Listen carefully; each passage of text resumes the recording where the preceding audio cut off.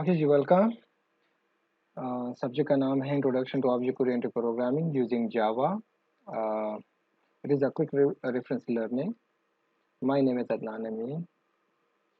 तो स्टार्ट ले लेते हैं। आज का टॉपिक जो है वो बहुत ज़्यादा इम्पोर्टेंट टॉपिक्स हैं और हम वन बाय वन टॉपिक को जो है काफ़ी डिटेल में पढ़ेंगे with the help of practical examples. So in this lecture, actually, you will learn the following topics. Number one, classes. Inside the classes, we will learn about fields, methods, defining classes. So start from the fields. Fields जो है हमारे पास different types हैं इसके, जिनको हमने cover करना है इस लेक्चर में: static field, non static field and final static field. Similarly फिर नेक्स्ट टॉपिक हमारा मेथड्स हैं। मेथड्स में सब टॉपिक हमारे होंगे static methods, non-static method, passing argument, parameter to a method, as well as returning values from a method. So we will cover all these subtopics inside the method section. जो हमारा last topic होगा वो है constructor के बारे में। Constructor में जो सब टॉपिक हमने सेलेक्ट किए हैं वो target topic default constructor, no argument constructor, parameterize constructor, ये टॉपिक्स हैं।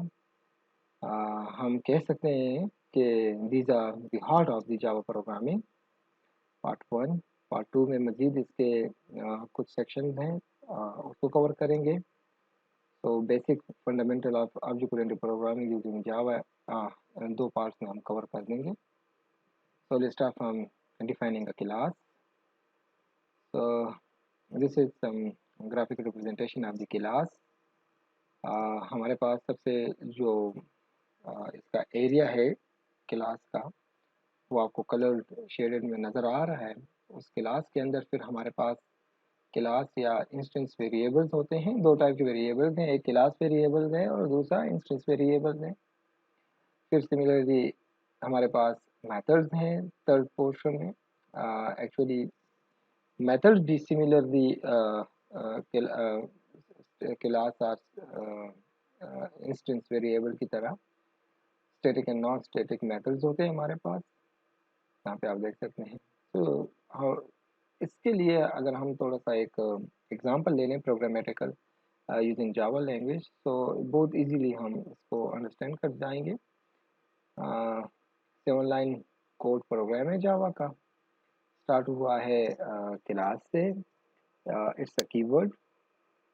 जावा जो है एक्चुअली केस सेंसिटिव लैंग्वेज है, स्मॉल लेटर और कैपिटल लेटर का बहुत ज़्यादा ख्याल रखना है। तो क्लास से हमने इस कीवर्ड से हमने स्टार्ट लेना है और उसके बाद हमारे पास क्लास नेम है। ये यूज़र डिफाइंड नेम होगा। आप कोई भी नाम यहाँ पे दे सकते हैं क्लास के लिए, मीनिंगफुल नेम होना चाहिए। उसके बाद हमारे पास ये पार्ट या ये सेक्शन जो यहाँ पे हमने लिखा है, एक्चुअली दीज आर वेरिएबल्स। एक नॉन स्टैटिक वेरिएबल है जो ये है और एक आपके पास स्टैटिक वेरिएबल है जो इंटीजर भी है। इसके बाद ये पार्ट जो है या ये section inside the class body जो है ये डिफाइन कर रहा है मेथड को। इस वक्त जो हमारे पास मेथड है वो एक स्टैटिक मेथड है, ठीक है, मेन मेथड। हम इस मेथड को काफ़ी एक्सप्लेन करते हैं वन बाय वन, इसमें जो कीवर्ड्स यूज हुए हैं। और उस मेथड के अंदर, मेन मेथड के अंदर हमारे पास फिर एक स्टेटमेंट है जो प्रिंट कर रहा है हेलो। तो बेसिकली इस प्रोग्राम का पर्पज़ ये है कि इसका जो आउटपुट होगा आपकी स्क्रीन पे, after execution of this program you will see hello on your screen, ठीक है। अब यहाँ पे थोड़ा सा इन चीज़ों को हम एक्सप्लेन कर देते हैं डिटेल में। फॉर एग्जांपल जो हमने कहा कि ये हेलो को डिस्प्ले करेगा, तो यहाँ से हम स्टार्ट ले लेते हैं system dot out dot print line.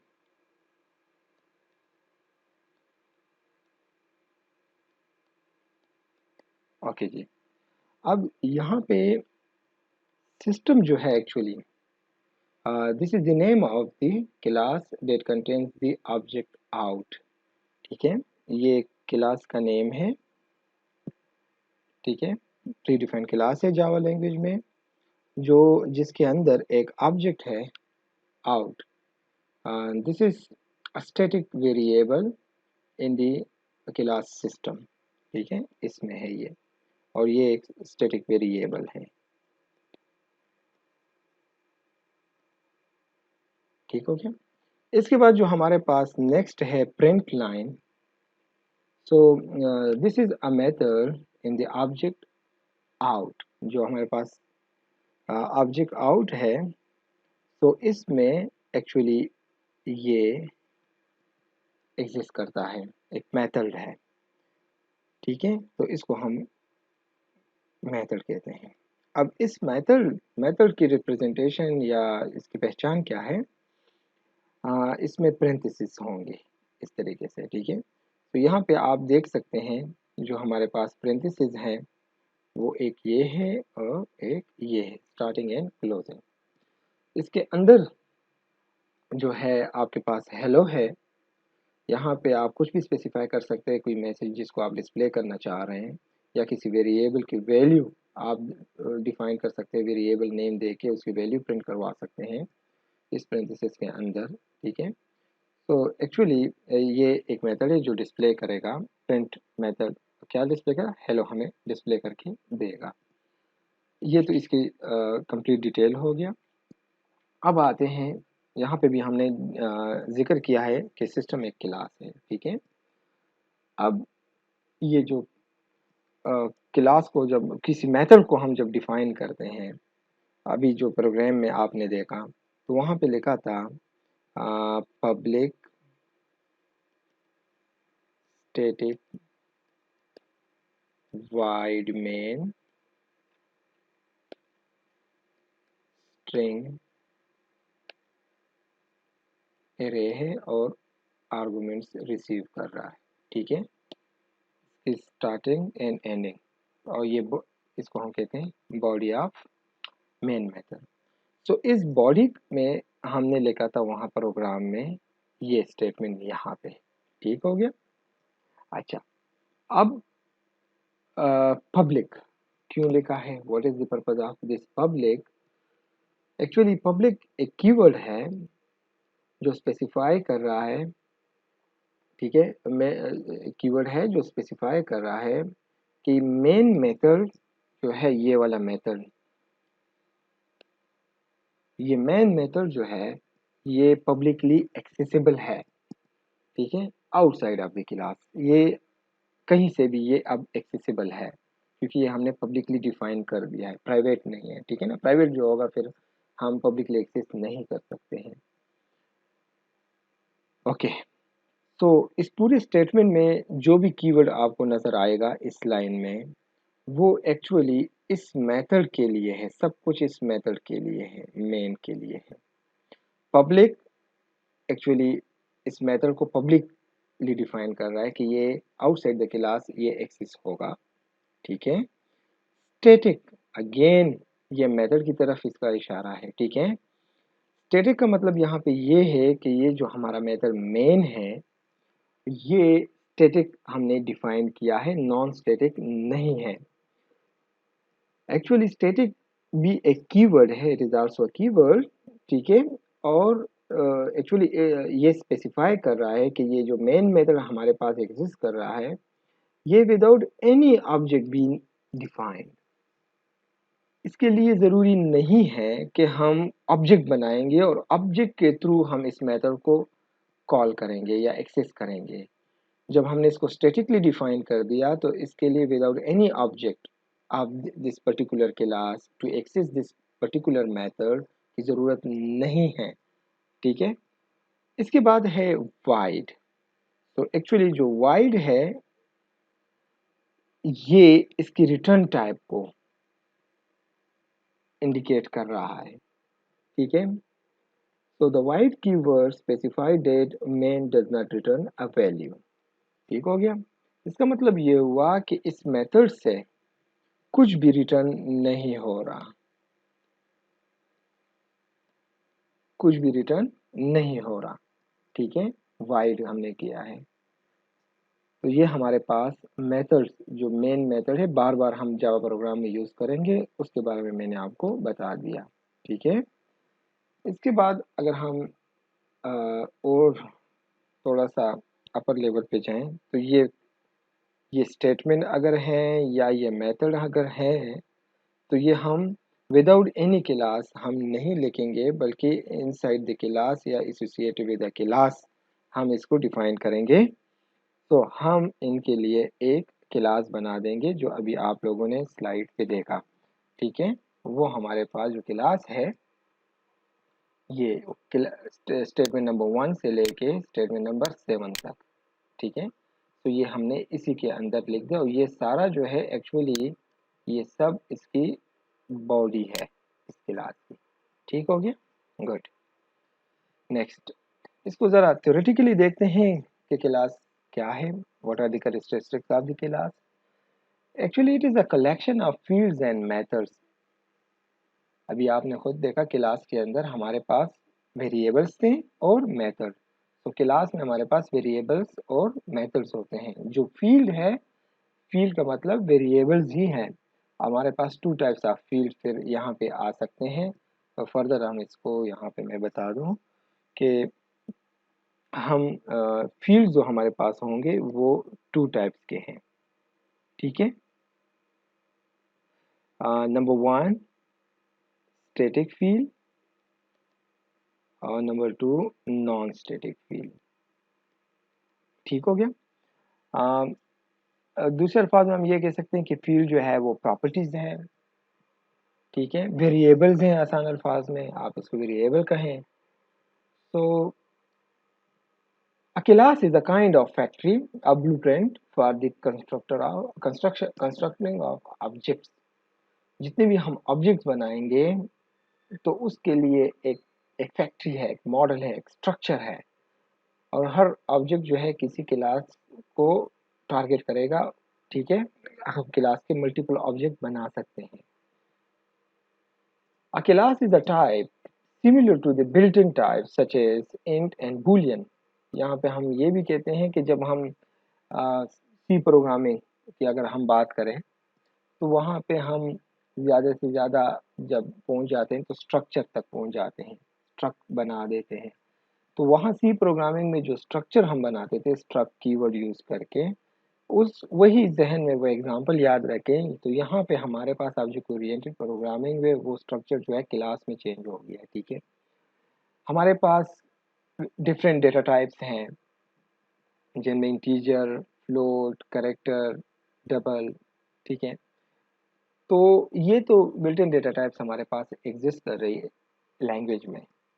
लेकिन अगर यूजर चाहे कि मैं अपनी एक टाइप बना दूँ, डेटा टाइप बना दूँ, ठीक है, तो सी लैंग्वेज में हमारे पास स्ट्रक्ट कीवर्ड यूज होता था, या स्ट्रक्चर जिसको हम कहते थे, यूजर डिफाइंड डेटा टाइप हम वहाँ पे बना सकते थे। सिमिलरली यहाँ ऑब्जेक्ट ओरिएंटेड प्रोग्रामिंग में हम क्लास को यूज़ कर रहे हैं, और क्लास में यूजर डिफाइंड जो है आ, अपनी डेटा स्ट्रक्चर, अपनी टाइप को डिफाइन कर सकता है। ठीक है, a class is a definition of a particular type of object and contains specification in terms of fields and methods which needed to define an object।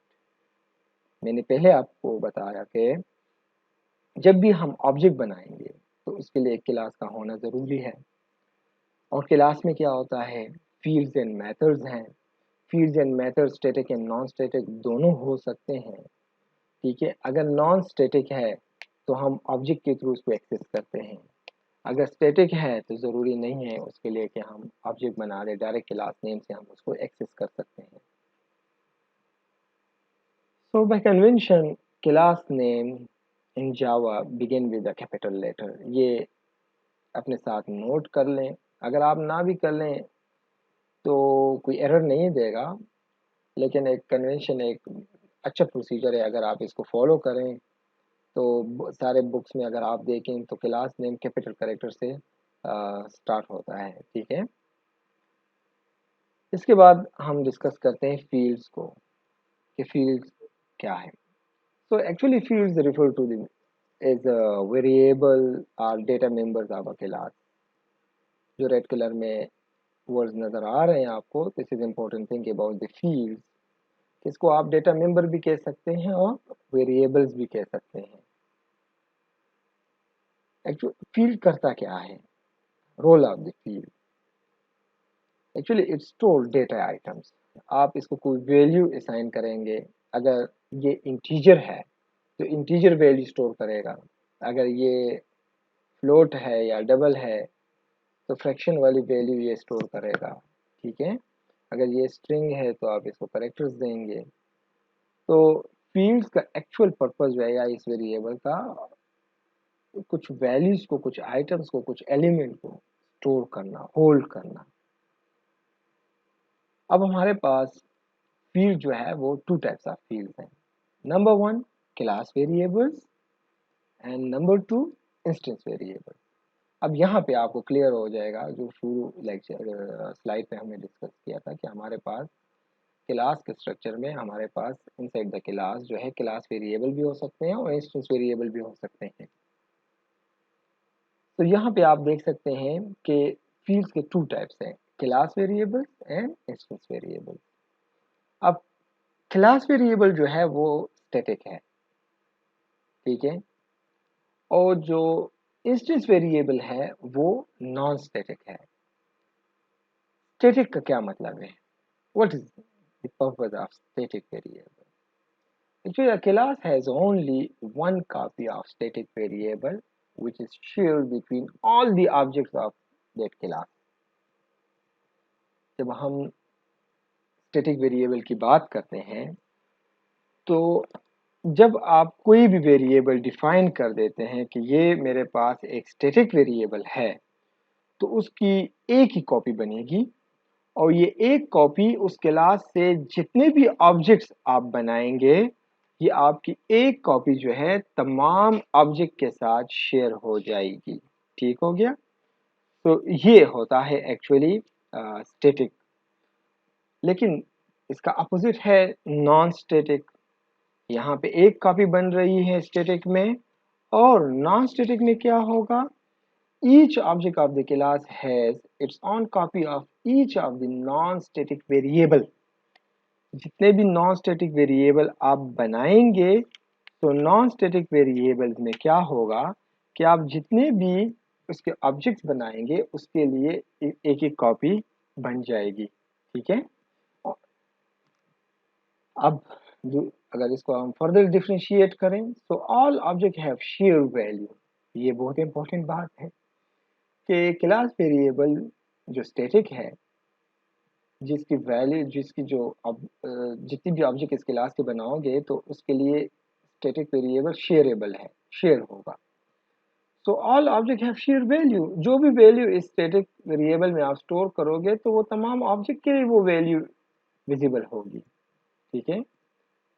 Second side पे अगर हम देखें इंस्टेंस वेरिएबल के बारे में जो कि नॉन स्टैटिक है, तो each object has its on value, क्योंकि यहाँ पे हमने कहा कि नॉन स्टैटिक में हर ऑब्जेक्ट के लिए अपनी copy of non static variable बनती है, तो हर ऑब्जेक्ट की अपनी कॉपी में अपनी ही वैल्यू होगी, ठीक है। और स्टैटिक वेरिएबल जो है या क्लास वेरिएबल जो है इसके लिए कोई ज़रूरत नहीं है, there is no need to create objects to access the specific static variable of the class. ज़रूरत ही नहीं है कि ऑब्जेक्ट बना दें क्योंकि ये स्टैटिक है। जिस तरह हमने पहले कहा कि जो मेन मेथड स्टैटिक है, तो मेन मेथड को एक्सेस करने के लिए कोई ज़रूरत नहीं है कि आप कोई ऑब्जेक्ट बनाएं और उसको एक्सेस करें। अगर आप अपने क्लास में यूजर डिफाइंड स्टैटिक मेथड बना देंगे तो उसको भी एक्सेस करने के लिए कोई ज़रूरत नहीं है कि आप ऑब्जेक्ट बनाएं। लेकिन इंस्टेंस वेरिएबल के लिए जो कि नॉन स्टैटिक वेरिएबल है, इसके लिए ज़रूरी है, मस्ट है कि आप ऑब्जेक्ट बनाएंगे। With the help of object of that particular class you can access non static method variables. Clear हो गया। अब इसको थोड़ा सा एक एग्जांपल के थ्रू मैं एक्सप्लेन कर देता हूँ, ठीक है। और उस एग्जांपल से हमें ये पता चल जाएगा कि हम स्टैटिक वेरिएबल को या नॉन स्टैटिक वेरिएबल का जो कॉन्सेप्ट है इसको किस तरह हम समझ सकते हैं। ठीक है, अब यहाँ पे देखें, फॉर एग्जांपल हमारे पास एक क्लास है, सॉरी मैं स्क्रीन को शेयर कर दूं। ओके, एक क्लास है पब्लिक क्लास ABC। ठीक हो गया। अब ABC में अगर हम एक स्टैटिक वेरिएबल बना दें, स्टैटिक, ठीक है, कोई वेरिएबल बना दें, let suppose double pi is equal to 3.14। Pi की वैल्यू कांस्टेंट है, 3.14 है। पाई को मैंने कैपिटल इसलिए लिखा, जब भी कोई कांस्टेंट मैं अपनी कोडिंग में डिफाइन करता हूँ तो कैपिटल में लिखता हूँ, ठीक है, कैपिटल लेटर में। और यहाँ पे क्लास को देख सकते हैं, फर्स्ट कैरेक्टर जो क्लास का है वो ए कैपिटल में है। तो आप भी कोई कन्वेंशन जो आप यूज़ कर रहे हैं उसी को फॉलो करें, लेकिन दिस इज़ द स्टैंडर्ड। अगर आप इसको फॉलो करेंगे तो बहुत आसानी होगी किसी बुक को रीड करने में और लेंथी कम्प्लेक्स प्रोग्राम में अपने कांस्टेंट और क्लास और मेथड को आइडेंटिफाई करने में ये हेल्प देगा। तो अगर हम ये मेथड्स हमने इस क्लास का एक वेरिएबल, स्टैटिक वेरिएबल हमने इस क्लास के अंदर बना दिया है, जिसको स्टैटिक वेरिएबल या क्लास वेरिएबल दोनों कह सकते हैं। तो एक्चुअली ये क्या करेगा हमारे लिए, ये हमारे लिए करेगा कि ये वेरिएबल एक्चुअली शेयर हो जाएगा। और अब जितने भी आप इसके ऑब्जेक्ट्स बनाएंगे, तो उन तमाम ऑब्जेक्ट्स में ये वेरिएबल जो है वो शेयर्ड होगा।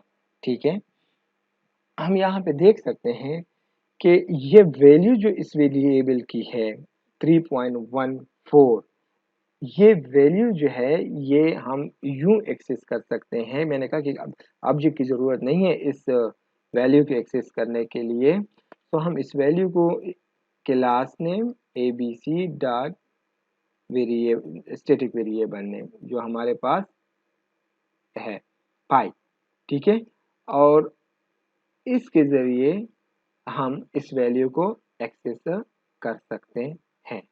ठीक हो गया। अब मज़े की बात ये है कि इसकी जो ये वैल्यू है ये कंप्यूटर मेमोरी में, लेट्स से ये कंप्यूटर मेमोरी है और इसका नाम है पाई। ठीक है, इस पाई में स्टोर है 3.14। तो अब अगर आप इसका ऑब्जेक्ट्स बनाएंगे इस क्लास का, जितने भी ऑब्जेक्ट्स बनाएंगे तो ये एरिया जो है ये शेयर्ड होगा।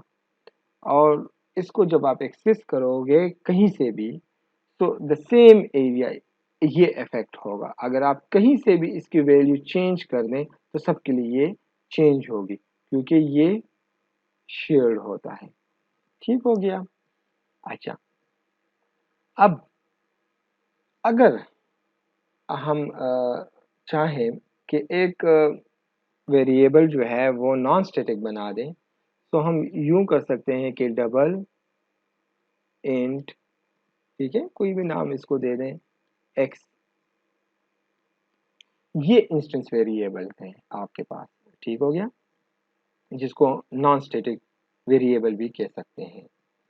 तो नॉन स्टैटिक वेरिएबल जो होंगे इसके लिए लोकेशन शेयरेबल नहीं होगा। इसका जो भी इस क्लास का ऑब्जेक्ट बनेगा, ABC का जो भी ऑब्जेक्ट बनेगा, फॉर एग्जांपल ऑब्जेक्ट 1, ऑब्जेक्ट 2, तो अब दो ऑब्जेक्ट है इस क्लास के, तो जब वो इस x को एक्सेस करेगा तो इसके लिए एक स्पेस अपनी अपनी कॉपी होगी।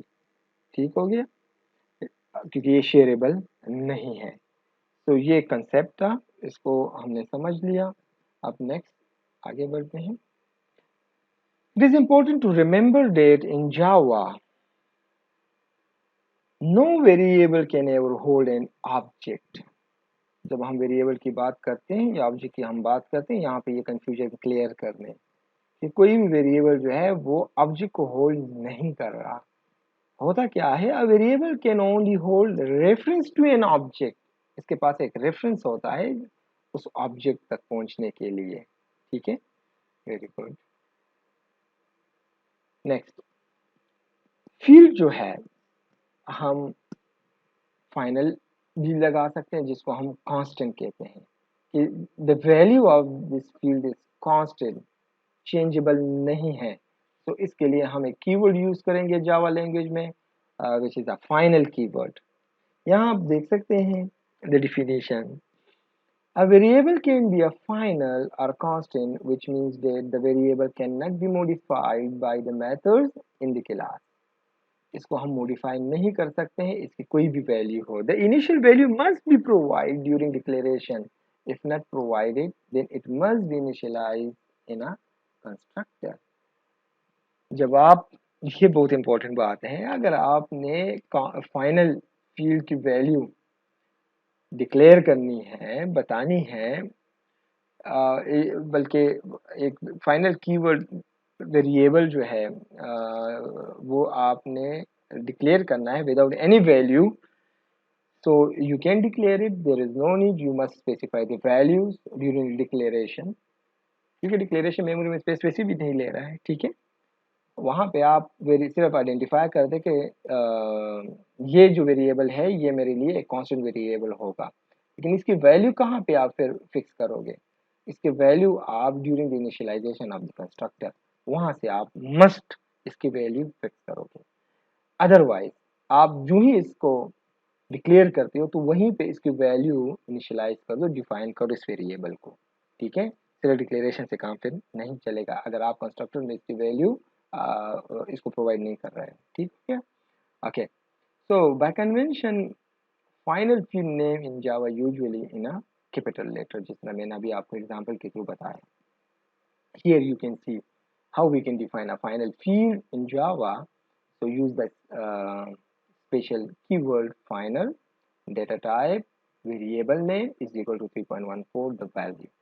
So pi की वैल्यू जो है ये अब थ्रू प्रोग्राम जो है ये चेंज नहीं होगी, ये कांस्टेंट हो गई, ठीक है। Okay, next method. So method, it is a block of code within a class definition that specifies certain operation or action, or we can say the behavior of the class which are needed for an object of the class. जब हम object बनाएंगे तो इन methods को, in action को, इन operations को उस object के through call करेंगे, एक्सेस करेंगे, और वो ये ऑटोमेटिकली जो हम क्लास के अंदर जितने मेथड या बिहेवियर या इसके एक्शन डिफाइन करेंगे वो इस क्लास के ऑब्जेक्ट के लिए कर रहे हैं, ठीक है। Actually, methods are to break up large and complex calculation into manageable chunks. इसका एग्जांपल यूं है कि अगर आपके पास एक बड़ा प्रोग्राम है, लाइन ऑफ कोड बहुत ज़्यादा है, तो अगर आपको ट्रेडिशनल प्रोग्रामिंग में फॉर एग्जांपल सी लैंग्वेज की एग्जांपल अगेन मैं यहाँ लूँगा, तो वहाँ पे हम क्या करते थे, फंक्शंस बनाते थे कि अपने लाइन ऑफ कोड में रिलेटेड जो कोड सी लैंग्वेज कोड थे उसको हमने एक फंक्शन में डालते थे। एग्जांपल के तौर पे सम, तो सम से रिलेटेड जितना भी कोड होता था हम वो एक सम का फंक्शन बनाते थे। सिमिलरली सब्ट्रैक्शन, सब्ट्रैक्शन के लिए अलग फंक्शन बनाते हैं, ठीक है। यहाँ पे ऑब्जेक्ट ओरिएंटेड में मेथड क्या है, वही फंक्शन की तरह है। यहाँ पे हम क्या कर रहे हैं कि कॉम्प्लेक्स कैलकुलेशन जहाँ पे होगा, लाइन ऑफ कोड हमारे पास बढ़ जाएगी तो सिमिलर या रिलेटेड जो कंसेप्ट होगा, लॉजिक होगा, उसको हम डिवाइड कर देंगे डिफरेंट चंक्स में जो कि इजीली मैनेजेबल होगा, और वो उसको स्पेसिफिक नेम दे देंगे, मेथड नेम, ठीक है। और फिर वो इसके लिए जो ऑब्जेक्ट हम बनाएंगे, इसके क्लास का ऑब्जेक्ट बनेगा, तो इन तमाम मेथड्स को वो इजीली जब उसकी ज़रूरत होगी स्पेसिफिक लाइन ऑफ कोड की, स्पेसिफिक एक्शन की, तो स्पेसिफिकली उस मेथड को ये कॉल करेगा, बजाय इसकी कुछ सारा कोड जो है लेंथी कोड उसको कंपाइल कर दे, ठीक हो गया। तो इससे इजीनेस आ जाएगी हमारे पास।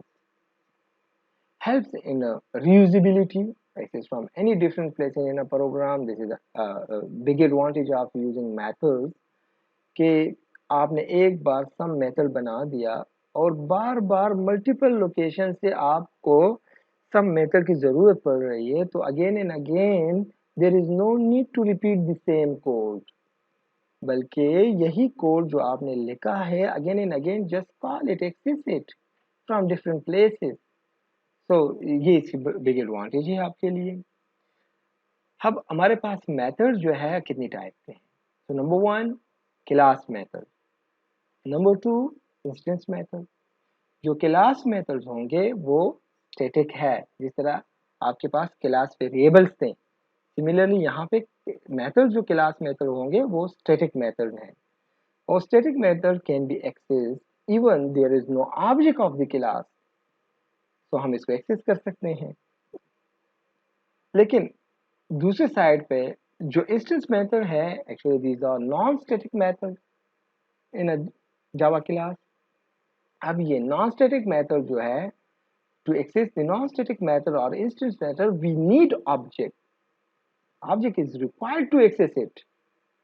ठीक है, जो क्लास मेथड है या स्टैटिक मेथड है उसका सिंटेक्स अगर हम देखें तो class name follow by a dot operator, या सिंपली आप डॉट कह दें, ठीक है, and follow by the member name. Member name actually this method name, ठीक हो गया। तो आप यहाँ पे ऑब्जेक्ट की बात नहीं हो रही है, यहाँ पे बात हो रही है class name follow by a dot operator. Class name लेके डॉट लेके और उस मेथड को स्टैटिक मेथड का नेम बता दें, उसको एक्सेस कर लोगे। नीचे जो एग्जांपल आपको दिया है मैथ, अगर आप देखें तो math actually it is a class name, और ये पावर एक मेथड है, POW पावर। अब मैथ क्लास के अंदर बहुत से मेथड हो सकते हैं, इसमें एक मेथड जो है वो पावर है। अब पावर मेथड को दो पैरामीटर हम बता रहे हैं, 2⁻³ तो इसका आंसर आपके पास आ जाएगा, ठीक है। सेकंड अगर देखें तो मैथ क्लास है dot follow by a dot and follow by a member name, ठीक है।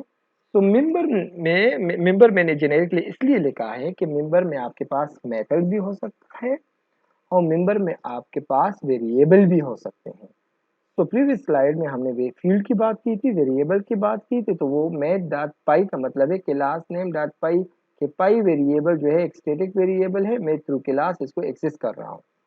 और जो मेथड की बात मैंने की है POW पावर, जो दो पैरामीटर को रिसीव कर रहा है, ठीक है, जिसके दो पैरामीटर है और दो आर्गुमेंट वैल्यूज को हमने भिजवाने हैं, सेंड करने हैं।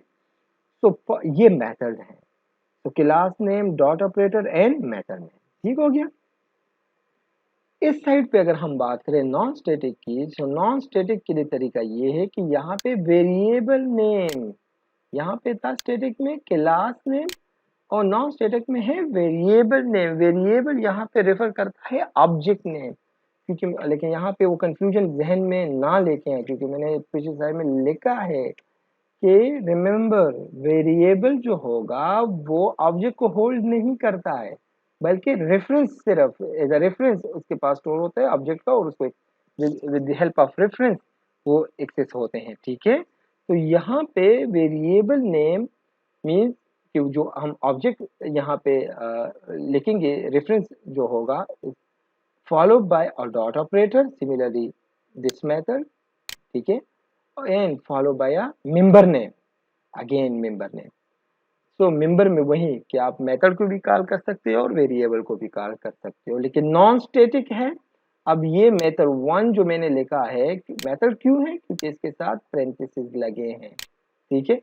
अच्छा, ये वेरिएबल क्यों है, क्योंकि यहाँ पे पेरेंथेसिस नहीं है, तो इट इज वेरिएबल।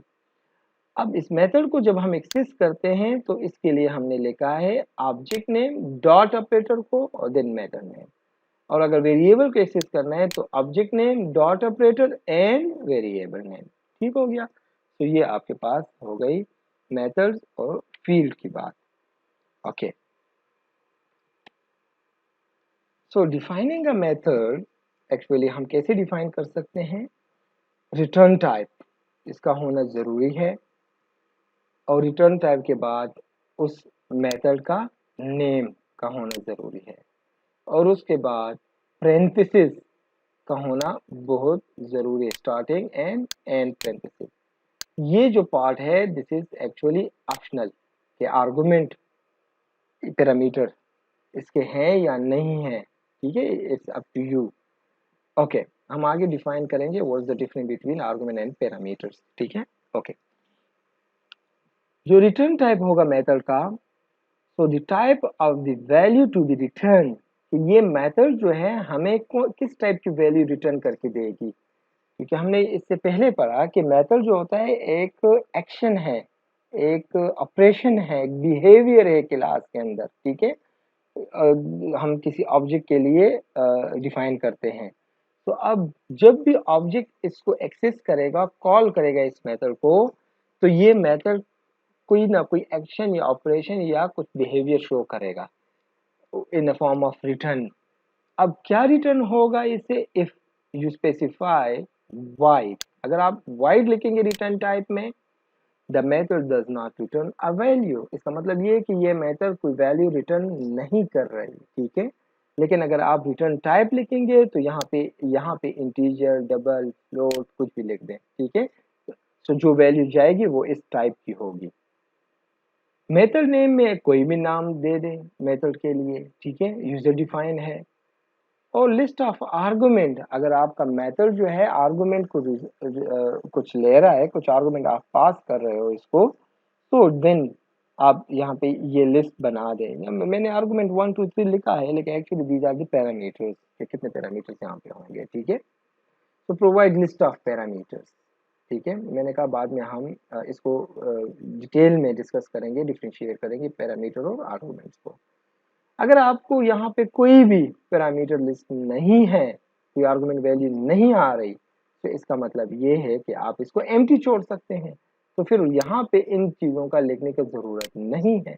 लेकिन अगर आपने आर्गुमेंट पास करने हैं इसी को, तो पैरामीटर लिस्ट इस तरह होना चाहिए कि यहाँ पे फिर इंट ए जो टाइप और वेरिएबल नेम स्पेसिफाई करना होगा, कामा कामा लेके मजीद आप इसको लेके जा सकते हैं। और ये आखिर में जब मेथड आप क्लोज कर रहे हैं तो यहाँ पे ज़रूरी है कि आप रिटर्न अब वैल्यू, कोई वैल्यू रिटर्न कर दें या जस्ट ओनली रिटर्न लिख दें, ये जो है कि वैल्यू कुछ भी ये रिटर्न नहीं कर रही, ठीक है। और आखिर में मेथड को क्लोज कर दें। सो this is defining a method. अब यहाँ पे ये जावा एक प्रोग्राम है, इसको आप देख सकते हैं। इस प्रोग्राम में अगर आप देखें, मैंने रेड कलर में लिखा है स्टैटिक, ठीक है, काफ़ी रेड कलर में क्लियरली विजिबल है। तो अगर आप यहाँ पे स्टैटिक को देख लेते हैं, तो static double pi is equal to 3 point sorry static double get value. तो यहाँ पे हमने एक मेथड बनाया है जो वॉल्यूम को जो है वो गेट कर रहा है, ठीक है ना। वैल्यूम को क्या कर रहा है, गेट कर रहा है। अब इस वैल्यूम को जो वो गेट कर रहा है, अगर आप देखें तो इसके अंदर दो वेरिएबल हैं, एक आर और दूसरा है वैल्यूम। अब वैल्यूम जो है इस कोई वैल्यू हमने इसको असाइन नहीं की है, जबकि आर को हमने एक वैल्यू असाइन की है, और ये दोनों वेरिएबल जो है वो इसकी टाइप जो है वो डबल है, ठीक है। ये दोनों वेरिएबल हमारे पास डबल है, ओके। और इसको हमने वैल्यू असाइन की है और वॉल्यूम को कोई वैल्यू असाइन नहीं हुई है। अब हम क्या करने जा रहे हैं कि जब भी इस मेथड का पर्पस क्या है, पहले तो इसको समझें। इस मेथड का पर्पस ये है क्योंकि इसका रिटर्न टाइप डिफाइन है कि ये कुछ ना कुछ रिटर्न करेगा, वो जो चीज़ भी रिटर्न करेगा वो उसका टाइप होगा डबल। तो यहाँ पे आप देख सकते हो कि जो रिटर्न हो रहा है वो वॉल्यूम रिटर्न हो रहा है इसके थ्रू, ठीक है, और वो है डबल डबल टाइप की। अब वॉल्यूम के अंदर हमने क्या किया, हमने वॉल्यूम के अंदर एक मैथमेटिकल फार्मूला लगा दिया है, जो ये फार्मूला अगर हम देखें, गूगल करें, तो स्पेयर की जो है वो ज्योमेट्री का स्पेयर जो होता है, अब ये उसकी वॉल्यूम कैलकुलेट करने के लिए ये फार्मूला है, ठीक है, ओके। उसका फार्मूला इस तरह है, अगर हम मैथमेटिक्स के फॉर्मेट में लिखें तो थोड़ी आसानी होगी आपके लिए। यहाँ पे वॉल्यूम इज इक्वल टू 4/3, ठीक है, पाई आर क्यूब, ये फार्मूला है, ठीक है। एक्चुअली तो 4/3 जो है हम इस तरह लिखेंगे, मल्टीप्लाई कंप्यूटर में इस तरह है, डिवाइड के लिए ये सिंबल है, पाई के लिए आप फिक्स वैल्यू भी लिख सकते हैं डायरेक्ट, और वो वेरिएबल जो हमने ऊपर डिफाइन किया वो भी लिख सकते हैं। Multiply by r, 3 time multiply कर दो आर को, क्यूब बन जाएगा। और इसके लिए आप मैथमेटिक्स का क्लास डायरेक्ट यूज करें, maths pi. So this is also good. और अगर ये भी नहीं करते हैं तो फिर एक और काम करें, थोड़ा और लॉजिक अप्लाई करें कि मैथ्स का एक मेथड है POW, और इसमें आप वैल्यू दे दें आर की और पावर बता दें 3 की, तो r⁻³ ये बन जाएगा। तो ठीक है, ये हमारे पास वो फार्मूला था जो मैंने यहाँ पे लिखा है स्फीयर के वॉल्यूम को कैलकुलेट करने के लिए। इसके बाद एक मेथड है पब्लिक स्टैटिक मेन, ऑलरेडी बहुत डिटेल में हम इसको पढ़ चुके हैं। और इस क्लास का हमने ऑब्जेक्ट बनाया, क्लास 2 का ऑब्जेक्ट बनाया है, यहाँ पे आपको नज़र आ रहा है, जो एक वेरिएबल है reference to object of the class, ठीक है, रेफरेंस कर रहा है, और न्यू क्लास 2 का ऑब्जेक्ट हमने बना दिया यहाँ पे, सही है। और उसको फिर हमने इस वेरिएबल के साथ उस ऑब्जेक्ट को, उसका रेफरेंस इसके साथ इसको दे दिया, ठीक है। So a variable is reference to the object, ठीक है, ओके। और उसके बाद system dot out dot print, और हमने क्या किया कि इस ऑब्जेक्ट के जरिए, क्योंकि हमने यह पहले पढ़ा था कि क्लास में फील्ड्स एंड मेथड्स होते हैं, और जो भी ऑब्जेक्ट हम बनाएंगे तो जिस क्लास का, तो वो उस क्लास के फील्ड्स और मेथड को एक्सेस कर सकता है। अगर static non static part, even static part भी एक्सेस तो कर सकते हैं, लेकिन this is not a good way, because static के लिए ऑब्जेक्ट बनाने की जरूरत नहीं है। We can access the static method are variables without any objects, but it is important for the non-static method and non-static variable जो हमारे पास होंगे उसको एक्सेस करने के लिए फिर ऑब्जेक्ट की ज़रूरत होगी, ठीक है, ओके। सो हम क्या ट्राई करने जा रहे हैं कि हम एक ऐसे मेथड को कॉल कर रहे हैं, एक्सेस करने की कोशिश कर रहे हैं, जो ऑलरेडी एक स्टैटिक मेथड है, और स्टैटिक मेथड के लिए ऑब्जेक्ट बनाने की ज़रूरत नहीं है, ठीक हो गया। अब ऐसे करते हैं कि इस प्रोग्राम को थोड़ा एग्जीक्यूट करते हैं ताकि आपको प्रैक्टिकली इस चीज़ का पता चले। So I am using Oracle JDeveloper 12c. Let's create a new project using JDeveloper. Create new project. Here you can select application and Java desktop application select करें, क्लिक OK। यहाँ पे एप्लीकेशन का name दे दें, for example OOP1, my work इस folder में ये save हो जाएगा, ठीक हो गया। JDeveloper डिफ़ॉल्ट बिल्ड टूल को यूज़ कर रहा हूँ, और इसको जो प्रोजेक्ट नेम होगा क्लाइंट लिख दें, OOP1 यहाँ पे भी मैंने लिख दिया। इसके अंदर फिर हम मज़ीद काम कर सकते हैं, ठीक है, या इसको बेसिक का नाम दे देते हैं, ठीक है, ओके। इसको क्रिएट कर दे, फिनिश। ये आपके पास जो है प्रोजेक्ट क्रिएट हो गया है, और इसके अंदर हम इस तरह करते हैं कि एक नया क्लास बना देते हैं, ठीक हो गया। तो हमारे पास जो एप्लीकेशन है वो यहाँ पे आप देख सकते हैं OOP1 है, उसके अंदर फिर हमने एक प्रोजेक्ट बना दिया है बेसिक का, ठीक है, एक्चुअली पैकेज है। और इसको बेसिक पैकेज में क्या करते हैं, हम एक क्लास बनाते हैं, और उसको मैंने नाम दे दिया, लेट सपोज कोई भी क्लास, जो स्लाइड पे था क्लास 2 लिखा था, तो हम उसी को यूज़ कर रहे हैं, और ओके कर देते हैं। तो बाय डिफ़ॉल्ट ये आपको ये स्ट्रक्चर दे देगा, ठीक है। हम इसको स्ट्रक्चर को बिल्कुल मिनिमाइज कर देते हैं। अच्छा, अब हम क्या करेंगे, एक स्टैटिक वेरिएबल को डिफाइन करते हैं, मेथड को डिफाइन करते हैं, जो इसके पैरामीटर्स लिस्ट कुछ भी नहीं है। और इसके अंदर हम क्या करते हैं कि एक वेरिएबल आर जो रेडियस को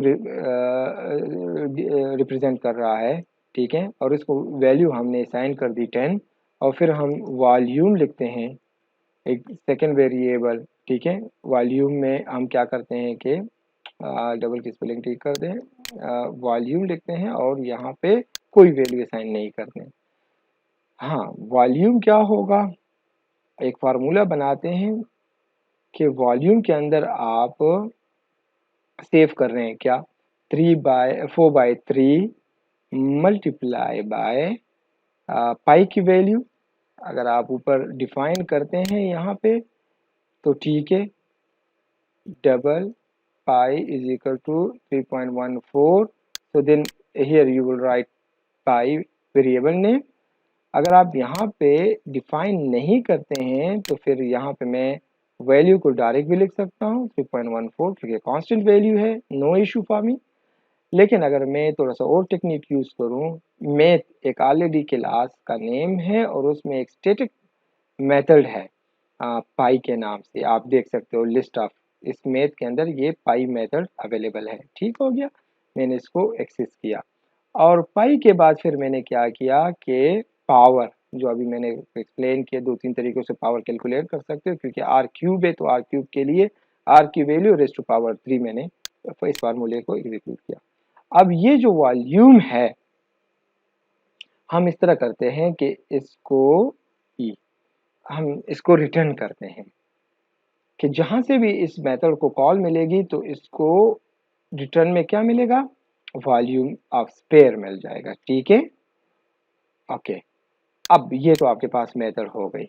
अब इस तरह करते हैं कि प्रोग्राम को एग्जीक्यूट करने के लिए हमें एक मेथड की ज़रूरत होगी, वो है पब्लिक स्टैटिक वॉइड मेन, और यहाँ पे हम लिख देते हैं एक ऑब्जेक्ट। ठीक है, क्लास नेम क्या था, क्लास नेम क्लास 2। तो ये देखिए यूजर डिफाइंड डेटा टाइप हो गया ना। नॉर्मली तो हम लिखते हैं ना डबल या इंटीजर जो बिल्टन है। अब यहाँ पे मैं वो डेटा टाइप नहीं लिख रहा हूँ इंटीजर डबल वगैरह, बल्कि मैंने यहाँ पे लिख दिया class 2 user defined data type. ठीक है, एक वेरिएबल मैंने लिखा ऑब्जेक्ट। ठीक है, तो यहाँ पे आपको ये क्लियर हो गया कि हमने यूजर डिफाइंड डेटा टाइप बना दिया क्लास 2 के नाम से, और हमने एक वेरिएबल लिख दिया ऑब्जेक्ट। अब हम क्या करें कि इस ऑब्जेक्ट को रेफरेंस किसके प्रोवाइड करें, किसका, जो ऑब्जेक्ट में नजर आए, actually it's OBJ means a variable, इसको एक ऑब्जेक्ट का रेफरेंस देते हैं। ठीक है, किस क्लास का होगा, इस क्लास का होगा। क्लियर हो गया ये, ओके। अब क्या करते हैं कि हम कोशिश करते हैं कि इसको प्रिंट करें, कि ये प्रोग्राम जब हम रन करें तो हमारे स्क्रीन पे क्या नजर आना चाहिए। मैं चाहता हूं कि वॉल्यूम नजर आना चाहिए, r इज इक्वल टू 10। इसका वॉल्यूम क्या होगा, तो मैं यहाँ पे लिख देता हूँ क्लास 2 डॉट ऑब्जेक्ट। ठीक है, class 2 sorry class 2 dot gate volume आपने लिख दिया, इस मेथड को कॉल मिल गया, और इससे जो भी रिजल्ट आएगा वो प्रिंट हो जाएगा। ठीक है, कोई एरर नहीं है, कोई वार्निंग नहीं है। Let's we execute it. Here you can see the output of this program।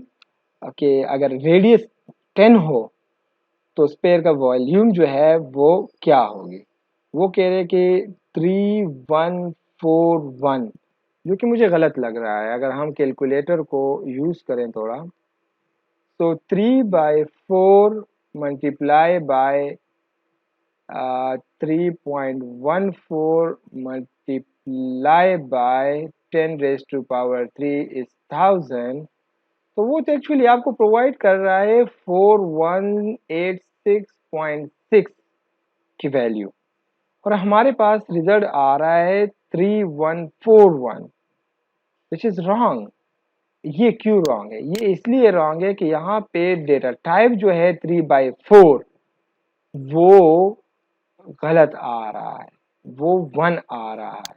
तो यहाँ पे दो तरीके हैं, या तो आप ऐसे करें कि इसको 0.0 मतलब इसको आपने क्या किया, डेसिमल पॉइंट में कन्वर्ट कर दिया, या आप ऐसे करें कि इससे पहले आप यहाँ लगा दें डबल टाइप कास्टिंग। इसको टाइप कास्टिंग कह रहे हैं ना, कि एक टाइप को दूसरी टाइप में किस तरह कन्वर्ट करते हो। तो अब अगर हम इसको एग्जीक्यूट करें तो यहाँ पे आपके पास एग्जैक्ट वैल्यू आ गई 4188। ठीक है, अच्छा जी, अब हमारे पास रिजल्ट तो आ गया। ये है स्टैटिक मेथड, और स्टैटिक मेथड के लिए हमने पढ़ा था कि ऑब्जेक्ट बनाने की जरूरत नहीं है। मैं इस ऑब्जेक्ट को क्या करता हूँ, कैंसिल करता हूँ, नहीं है हमारे पास कोई ऑब्जेक्ट। तो without object can I access this method. अगर हमने एक्सेस किया तो हमारी थ्योरी जो अभी पढ़ी वो बिल्कुल ठीक है। Look here you can see the output, there is no error even at compile time. आप देख सकते हैं कोई एरर नहीं है, और रन टाइम पे भी कोई एरर नहीं आया। ठीक हो गया। अब सिंथेटिकली भी ठीक है, लॉजिकली भी ठीक है। अब नेक्स्ट करते हैं कि हम ऑब्जेक्ट तो बनाते हैं और क्लास को थ्रू ऑब्जेक्ट एक्सेस करते हैं। ठीक है, ऑब्जेक्ट का जो रेफरेंस है वेरिएबल, रेफरेंस वेरिएबल के थ्रू हम इस क्लास को एक्सेस करते हैं। तो जो ही हम इसको एक्सेस करेंगे तो यहाँ पे आपके पास एक वार्निंग आ गया, और वार्निंग में लिखा है, अगर हम यहाँ माउस लेके आए तो लिखा है static method should be qualified by the type name basic dot class 2 instead of an expression.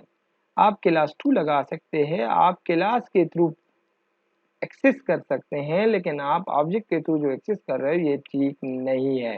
ठीक हो गया। अगर हम एक्सेस करने की कोशिश करें तो आप देखते हैं there is no issue, we can access it, but this is not a standard वे।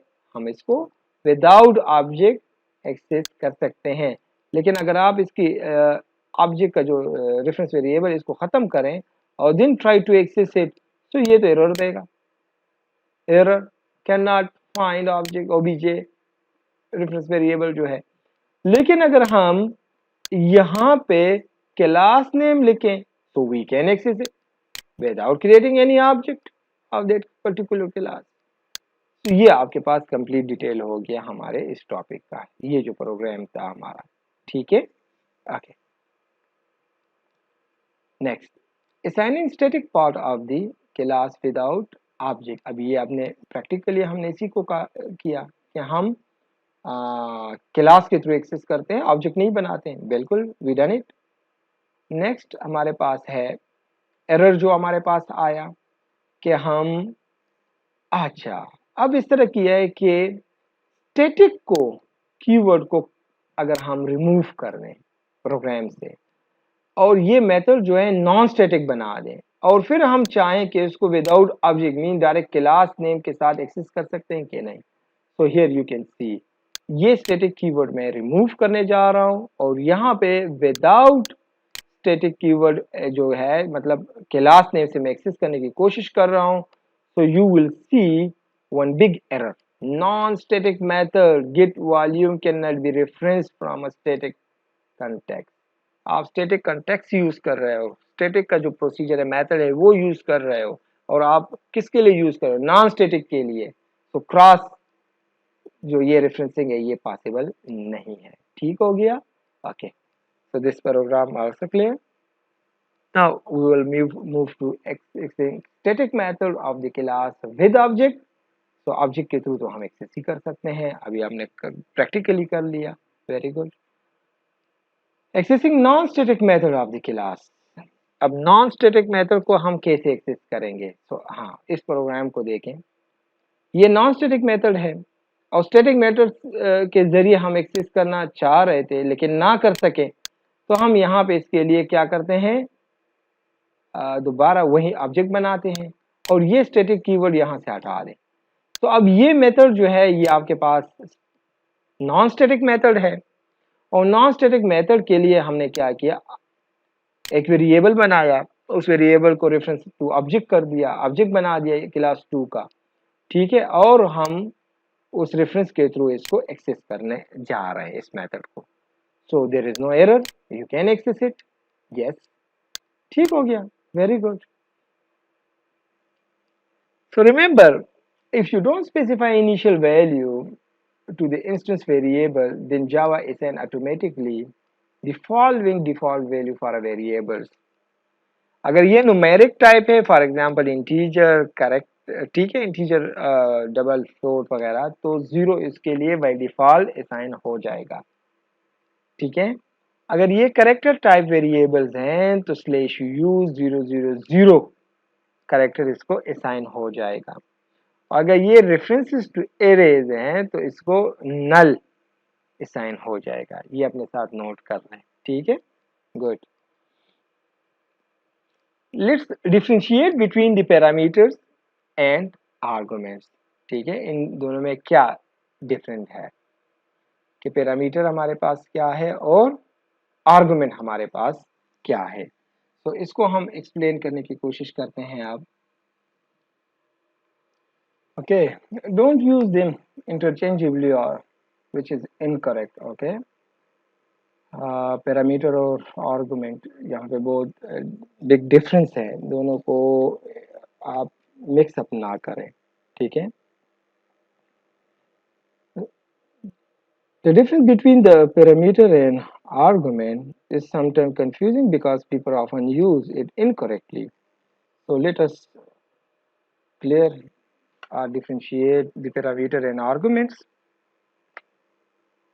यहाँ पे आप देख सकते हैं, number 1 parameter, it has a name and type and appears inside the parentheses as parameter list of a method, ठीक है ना। अभी जो हम मेथड बना रहे थे और उसको जो लिस्ट हम प्रोवाइड कर रहे थे, तो वो हमारे पास पैरामीटर लिस्ट है, पैरामीटर्स हैं। मेथड के पैरेंथेसिस में जो हम वेरिएबल नेम लिखते हैं विद टाइप, ये पैरामीटर लिस्ट है। आर्गुमेंट जो है हमारे पास, अगेन मैं रिपीट करा दूं, यहाँ पे देखो, हमने एक मेथड बनाया, ये है मेथड इंटीजर, मेथड का नेम मेथड 1, पैरामीटर लिस्ट में हमारे पास एक ही पैरामीटर है, टाइप इंटीजर, और उसका नाम है जे। जो वैल्यू इसमें आएगी उसको प्लस प्लस जे कर देंगे, तो अगर 5 आ रही है तो प्लस प्लस 5 से ये क्या हो जाएगा, 6 हो जाएगी, ठीक है। और हमारे पास रिटर्न होगा क्या चीज़, 6 रिटर्न होगा, और रिटर्न टाइप जो है वो इंटीजर है। जहाँ से भी इस मेथड को कॉल करोगे तो एक वैल्यू दोगे, उस वैल्यू में ये मेथड आपको 1 प्लस करके रिजल्ट देगा। फिर हमने मेन मेथड में क्या किया, मेन मेथड के अंदर हमने एक इंटीजर वेरिएबल बनाया नॉन स्टैटिक, और दूसरा के। Integer variable i is equal to 5, इसका मतलब ये हुआ कि मेमोरी में थोड़ा सी जगह रिजर्व हो जाएगी आई के नाम से, ठीक है, और उसमें वैल्यू जो है वो 5 आ जाएगी, ये जो है 5, ठीक है, ये हो जाएगी। फिर हमने क्या किया, इस मेथड को एक ऑब्जेक्ट बनाया ओबीजे के नाम से, ठीक है। एक ऑब्जेक्ट मतलब वेरिएबल रेफरेंस टू ऑब्जेक्ट कर रहा है, ठीक है। और इस ऑब्जेक्ट में क्या होगा, वो सेंटेंस जो भी है वो ऑलरेडी प्रीवियस प्रोग्राम में हम देख चुके हैं, वो यहाँ मैं नहीं लिख रहा हूँ। तो यहाँ पे इसके ज़रिए इस ऑब्जेक्ट का जो मेथड्स हैं इसको कॉल कर रहे हैं, ठीक है। क्लास, जिस क्लास का ये हमने ऑब्जेक्ट बनाया उसमें जो मेथड 1 है उसको हम कॉल करें। जब भी मेथड 1 को कॉल करें तो यहाँ पे एक पैरामीटर हम देंगे, क्योंकि वहाँ पे यहाँ पे एक पैरामीटर है, और यहाँ पे हम एक आर्गुमेंट वैल्यू बताएंगे कि उस पैरामीटर को हम सेंड कर सके यहाँ से, इस तरीके से, ठीक है। तो हमने यहाँ पे लिख दिया कि आई, ठीक है। अब आई की वैल्यू क्या है, यहाँ पे जो भी आई की वैल्यू वो यहाँ पे आ जाएगी। तो इस 2 लाइन का मतलब जो है वो ये है कि लेट्स सपोज आपने जो बनाया है यहाँ पे, ये मैं ख़त्म कर देता हूँ, ठीक है। और हम कंसिडर करते हैं इन 2 लाइन का मतलब क्या है। आपने लिख दिया आई, मेमोरी में स्पेस ले लिया, इसका मतलब ये हुआ, ठीक है। इसकी कॉपी बन जाएगी ये सेकेंड आई जो है। तो इसकी एक कॉपी बना दे, कॉपी ऑफ आई, यहाँ पे वैल्यू आ जाएगी 5, ठीक है। और ये वैल्यू कहाँ से आ रही है 5, ये यहाँ से डॉट डॉट डॉट मैंने लगा दिया, इसकी कॉपी बन गई है, ठीक है। क्योंकि यहाँ पे, और ये किसको इंडिकेट कर रहा है, ये इस आई को कर रहा है, ठीक है। अब इसके बाद क्या होगा, इसके बाद होगा कि जब भी कॉपी में ये वैल्यू यहाँ पे आ जाएगी, मतलब 5 यहाँ से चली जाएगी, इसको जे को रिसीव हो जाएगी, तो 5 जे में है तो प्लस प्लस जे का मतलब 6 हो जाएगा। जो आउटपुट हमें यहाँ के में स्टोर होगा वो 6 है, आई की वैल्यू जो है वो 5 है। तो यहाँ पे समझने की बात क्या है, ये आपके पास पैरामीटर्स हैं और ये जो आपके पास ये वैल्यू भिजवा रहे हैं यहाँ से, ये आर्गुमेंट वैल्यू है, ठीक हो गया। और हमेशा याद रखें, ये बहुत जरूरी है, it is very important in Java all arguments value are transferred to any method, what we call it, we call it pass by value, not pass by reference mechanism, ठीक है ना। pass by value जा रही, अगर by reference चली जाती तो फिर तो एग्जिस्टेंट यहीं पे चेंज आता था, ठीक है ना, क्योंकि इसका रेफरेंस हम भिजवा दे रहे हैं, यहाँ पे तो कॉपी भिजवा रहे हैं हम वहाँ पे, ठीक है। So let's come to the slide. यहाँ पे हमने जो डिस्कशन की वो ये है कि पैरामीटर लेस अब डिफिनीशन की तरफ दोबारा है। It has a name and type, जिस तरह आपने प्रोग्राम में देखा, जो हमारे पास इंट जे है वो आपके पास इंट जो है टाइप है और जे जो है नेम आ गया पेरेंथेसिस के अंदर, ये पैरामीटर है। जो आर्गुमेंट है जो हमने पास करना है जो वैल्यू इस पैरामीटर को, इस मेथड के पैरामीटर को, तो इसको हम कहते हैं आर्गुमेंट, ठीक है। और आर्गुमेंट जब भी भिजवाएंगे तो ये बहुत जरूरी है कि जिस टाइप का पैरामीटर है उसी टाइप का आर्गुमेंट वैल्यू भी होना चाहिए, और उसी ऑर्डर में, अगर मल्टीपल पैरामीटर है तो ऑर्डर को भी आप कंसिडर करोगे, ठीक हो गया। So next lecture we have about this keyword with a variable. You can put it in yourself or not. आप लिखें या ना लिखें ज़रूरत नहीं है, लेकिन कई जगहों पे इसकी ज़रूरत पड़ती है। वो मैं अभी बता दूंगा कि किस सिनारियो में इसकी ज़रूरत पड़ती है। अगर आप ना भी लिखें तो जावा बाय डिफ़ॉल्ट जो है, जावा कंपाइलर जो है वो इम्प्लिसिटली जो है वो इसको लिखेगा, ठीक है ना। मेथड के साथ जब आप मेथड को कॉल करेंगे तो ये उस instance variable of the class के साथ ये मस्ट स्पेसिफाई करता है, ठीक है। कैसे करता है, in reality this is a prefix keyword with every reference to an instance variable। ये प्रीफिक्स होगा हर इंस्टेंस वेरिएबल के साथ, आप लिखें या ना लिखें, ये एग्जिस्ट करता है, ठीक है। फॉर एग्जांपल रिटर्न वैल्यू आपने लिख दिया ना, हर मेथड जो है वो रिटर्न कर रही है कोई ना कोई वैल्यू, तो दिस लिखें या ना लिखें, ये जावा कंपाइलर जो है वो खुद से इसके साथ लिखेगा, ठीक है। तो दिस डॉट वैल्यू एक्चुअली ये है दिस डॉट वैल्यू। तो आप उस प्रोग्राम में जो वैल्यू रिटर्न करने जा रहे हैं तो उसके साथ दिस लिखे या ना लिखे कोई वो नहीं है, लेकिन ये लिखना पड़ता है। Change the instance variable to argument value, किस तरह आप देखें, जरूरत कहाँ पे पड़ती है, इस प्रोग्राम को बड़ा केयरफुली देखें। अगर हम देखें तो यहाँ पे एक वेरिएबल है, पैरामीटर है डबल आर, ठीक है। अब दिस डॉट आर जो है, दिस डॉट आर और इस आर में क्या फर्क है, बस ये अगर इसकी समझ आ गई तो it means that you understand, इस कीवर्ड को आपने समझ लिया, ओके। तो आर जो है ये इसी पैरामीटर को रिप्रेजेंट कर रहा है, लेकिन जो दिस है वो इसी मेथड के अंदर या इस क्लास के अंदर जो वेरिएबल आपने, इंस्टेंस वेरिएबल आपने लिखा है उसको रिप्रेजेंट कर रहा है। तो ये अगर आप ये नहीं लिखेंगे तो r is equal to r, parameter की जो वैल्यू वो हो जाएगी। लेकिन अगर आप यहाँ पे लिख दे int, for example int r, ठीक है, तो इसकी वैल्यू और इसकी वैल्यू डिफरेंट है। अब मैं इसको वैल्यू असाइन करने जा रहा हूं, तो ये आर की वैल्यू इसमें आ जाएगी, और इसका मतलब ये कि दिस डॉट आर, तो वो अपनी ही क्लास या आपने मेथड के अंदर जो वेरिएबल इंस्टेंस वेरिएबल आपने लिखा है वो इसको रिप्रेजेंट कर रहा है। ठीक हो गया? Okay, so I think here we will stop. In the next lecture then we will start about the static keyword, and rest of the topic we will cover it in part 2. Thank you very much. If you have any question, you can leave a message in the comments.